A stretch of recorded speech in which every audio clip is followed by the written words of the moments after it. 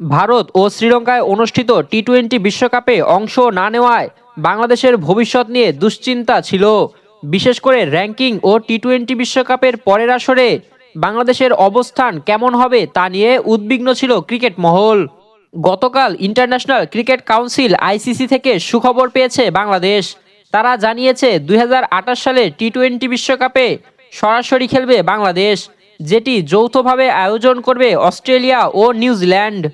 ICC জানিয়েছেন আগামী 9 March পর্যন্ত টি-20-র শীর্ষ 12টি দল টি-20 বিশ্বকাপে সরাসরি খেলবে।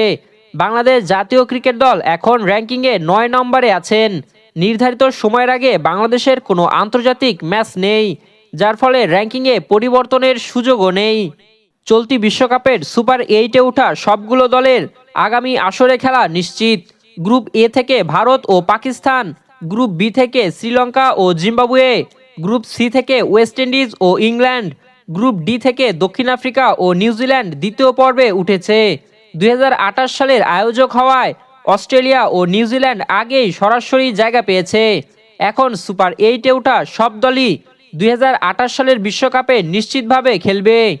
সরাসরি খেলার যোগ্যতা পাওয়া দলের তালিকা আগামী 9 মার্চের ফাইনালের পরদিন পূরণ হবে, যা পূরণ হবে 3টি দল নিয়ে।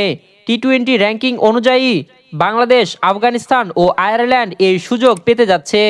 বাংলাদেশের মতো আয়ারল্যান্ড ও আফগানিস্তানেরও এই সময়ে কোনো আন্তর্জাতিক ম্যাচ নেই।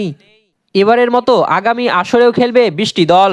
12টি দল চূড়ান্ত হওয়ার পর বাকি 8টি দল বাছাই হবে আঞ্চলিক বাছাই পর্বের মাধ্যমে, যেখানে প্রতিটি অঞ্চলের প্রতিযোগিতার মান অনুযায়ী কোটা নির্ধারণ হবে।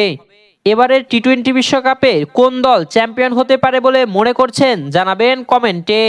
রাহুল আল আমিন, বিডিআই স্পোর্টস।